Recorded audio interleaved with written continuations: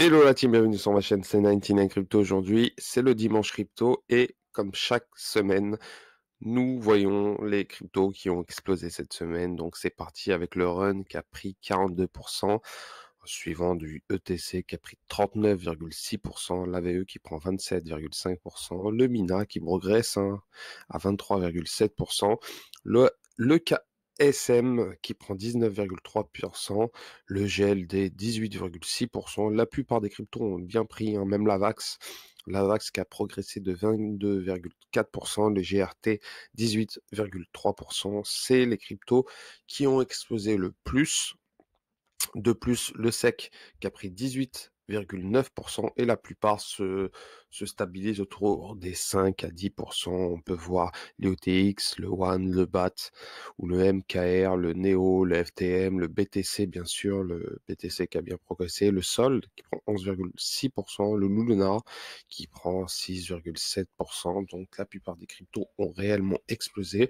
Concernant les news, il y a Elon Musk qui avait tweeté qui considère que pour battre l'inflation actuelle suite à la crise russo-ukrainienne et bien sûr au Covid, euh, il considère ouvertement que pour battre l'inflation actuellement, le Bitcoin, l'Ether et le Dogecoin seraient une protection contre l'inflation. C'est selon Elon Musk. Donc, si Elon Musk dit ça, c'est qu'il y a une raison derrière tout ça. Donc, le milliardaire qui est directeur officiel de Tesla et bien sûr actuellement de Starlink, si vous êtes au courant, Starlink déploie actuellement de l'internet via satellite actuellement en Ukraine. Donc c'est Elon Musk qui est derrière tout ça.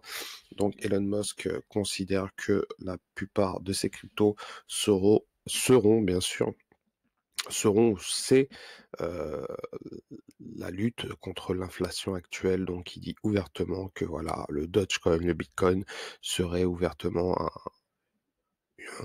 une résolution pour éviter de se faire avoir actuellement suite à l'inflation due à cette crise.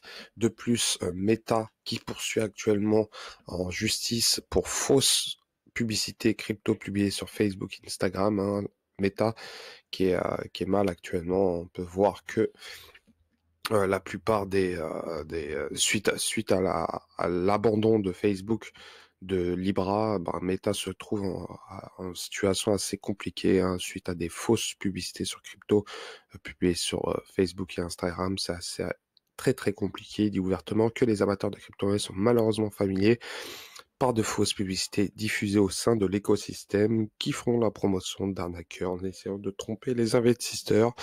Mais il semblerait que la Commission de protection des consommateurs d'Australie ait décidé de s'attaquer au sujet. Elle poursuit en justice Meta, lui en reprochant d'avoir diffusé ces arnaques sur Facebook et Instagram. Donc c'est une situation assez complexe pour Meta qui se retrouve dans un procès qui sûrement va se régler à l'amiable financièrement. Donc à suivre. De plus, Bitcoin s'attaque actuellement surtout à l'assaut de la planète bien sûr, mais FTX s'installe surtout à Dubaï à l'heure actuelle. Selon le journal du coin, le marchand de sable n'est pas une fortune dans le désert, mais le marchand de crypto-monnaies, lui, beaucoup plus. L'annonce a été faite ce matin sur Twitter, sur SBF, la plateforme d'exchange FTX étend ses opérations aux Émirats Arabes Unis. L'Émirat Arabes Unis, c'est un lieu où il y a énormément de personnes qui sont liées à la crypto-sphère. On peut voir énormément de personnalités, des meetings ou encore des, euh, des publicités concernant les crypto-monnaies et l'adoption aux cryptos. Donc, FTX actuellement peut désormais proposer des produits dérivés cryptographiques aux différents investisseurs institutionnels à Dubaï. En effet, suite à une nouvelle loi sur les crypto-monnaies adoptée la semaine passée à Dubaï, il est désormais nécessaire d'obtenir une licence pour s'inscrire sur une plateforme et faire des échanges cryptoactifs. Toutes les entreprises spécialisées dans les actifs numériques doivent être détentrices de cette licence, sans quoi des échanges de crypto-monnaies, de transferts ou d'autres services liés à la négociation de tokens. Le but est d'établir un cadre juridique autour des crypto-monnaies et d'apporter un minimum de régulation afin de protéger les investisseurs. Selon Sam Bankman-Fried, FTX a reçu la première et jusqu'à présent la seule licence, mais Bloomberg rapporte qu'une autre plateforme aurait également été validée par le régulateur local. Ainsi, Binance bien sûr, aurait également obtenu la fameuse licence dans le cadre de ce même programme. En effet, le plus grand exchange de crypto-monnaies au monde aura déjà ce passant pour avoir autant communiqué sur le sujet jusqu'à aujourd'hui.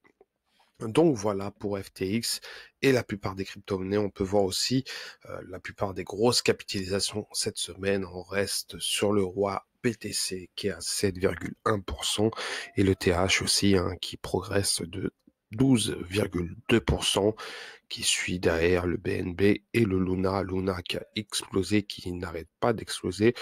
Cette semaine, il a pris 6,7% et progresse énormément avec le Solana qui prend 11,5%. XRP légèrement, bon, après le procès actuel, prend 1,5%. Donc on peut voir que actuellement, la crypto-monnaie reprend du service petit à petit et pour peut-être le début d'un bull run à l'avenir. Donc voilà. Donc n'hésitez pas à commenter, liker, à vous abonner et je vous souhaite un très bon dimanche. Allez, ciao ciao.